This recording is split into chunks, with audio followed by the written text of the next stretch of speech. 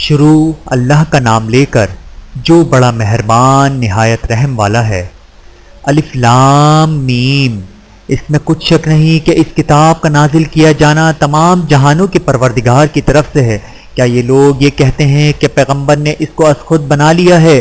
نہیں، بلکہ وہ تمہارے پروردگار کی طرف سے برحق ہے، تاکہ تم ان لوگوں کو ہدایت کرو جن کے پاس تم سے پہلے کوئی ہدایت کرنے والا نہیں آیا، تاکہ یہ رستے پر چلیں۔ اللہ ہی تو ہے جس نے آسمانوں اور زمین کو اور جو چیزیں ان دونوں میں ہیں سب کو 6 دن میں پیدا کیا، پھر عرش پر جلوہ افروز ہوا۔ اس کے سوا تمہارا نہ کوئی دوست ہے اور نہ سفارش کرنے والا۔ کیا تم نصیحت حاصل نہیں کرتے؟ وہی آسمان سے زمین تک کے ہر کام کا انتظام کرتا ہے، پھر ہر کام ایک روز جس کی مقدار تمہارے شمار کے مطابق 1000 برس ہوگی اس کی طرف رجوع کرے گا۔ اسی شان کا ہے وہ خالق جو پوشیدہ اور ظاہر کا جاننے والا ہے، غالب ہے، بڑا مہربان ہے۔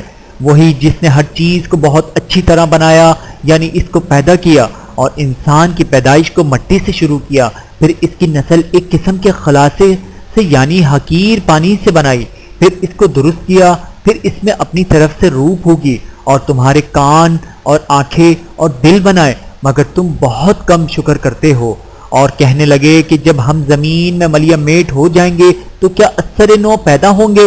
حقیقت یہ ہے کہ یہ لوگ اپنے پروردگار کے سامنے جانے ہی کے قائل نہیں۔ کہہ دو کہ موت کا فرشتہ جو تم پر مقرر کیا گیا ہے تمہاری روح قبض کر لیتا ہے، پھر تم اپنے پروردگار کی طرف لوٹائے جاؤ گے، اور تم تعجب کرو جب دیکھو کہ گناہگار اپنے پروردگار کے سامنے سر جھکائے ہوں گے اور کہیں گے کہ اے ہمارے پروردگار، ہم نے دیکھ لیا اور سن لیا، تو ہم کو دنیا میں واپس بھیج دے کہ نیک عمل کریں، بے شک ہم یقین کرنے والے ہیں۔ اور اگر ہم چاہتے تو ہر شخص کو ہدایت دے دیتے، لیکن میری طرف سے یہ بات قرار پا چکی ہے کہ میں دوزخ کو جنوں اور انسانوں سب سے بھر دوں گا۔ تو اب آگ کے مزے چکھو، اس لیے کہ تم نے اس دن کے آنے کو بھلا رکھا تھا۔ آج ہم نے بھی تمہیں بھلا دیا، اور جو کام تم کرتے تھے ان کی سزا میں ہمیشہ کے عذاب کے مزے چکھتے رہو۔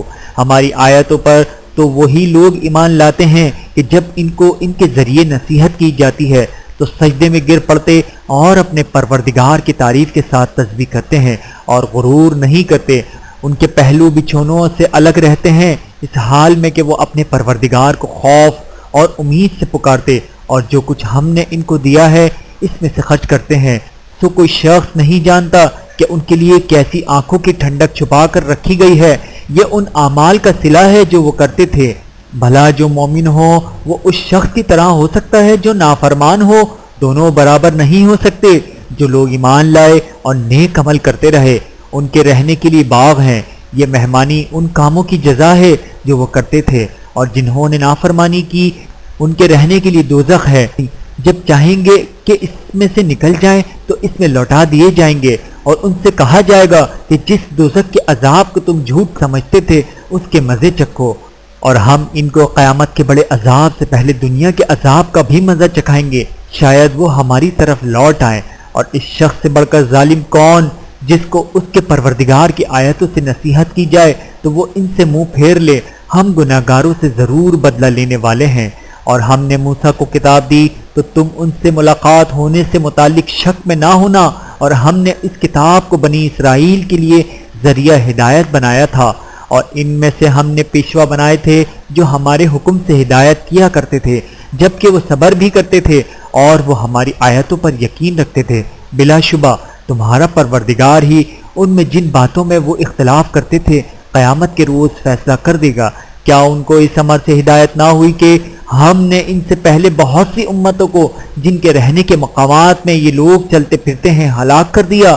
بے شک اس میں نشانیاں ہیں، تو یہ سنتے کیوں نہیں؟ کیا انہوں نے نہیں دیکھا کہ ہم بنجر زمین کی طرف پانی روا کرتے ہیں، پھر اس سے کھیتی پیدا کرتے ہیں جس میں ان کے چوپائے بھی کھاتے ہیں اور یہ خود بھی کھاتے ہیں؟ تو یہ دیکھتے کیوں نہیں اور کہتے ہیں کہ اگر تم سچے ہو تو یہ فیصلہ کب ہوگا؟